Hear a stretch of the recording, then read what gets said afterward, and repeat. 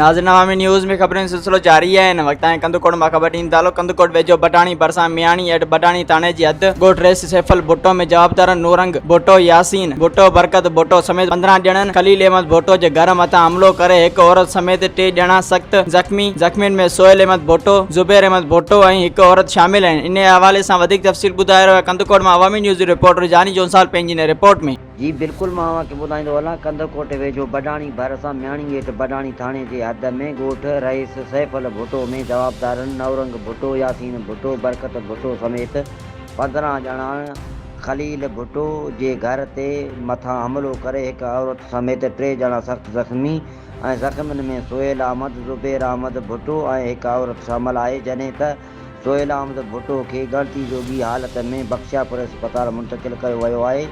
ॿिए पासे जवाबदारनि पारां घरनि मथां फायरिंग, पुलिस हिन महिल ताईं वाक़े वारे हंधि न पहुची सघी, न ई कोई गिरफ़्तारी अची सघी। जानी माली नुक़सान जो ख़तरो वधी वियो आहे। जी मज़ीद खबरों और तफसीलात के लिए विजिट करें हमारी वेबसाइट www.awamiNewsHD.com।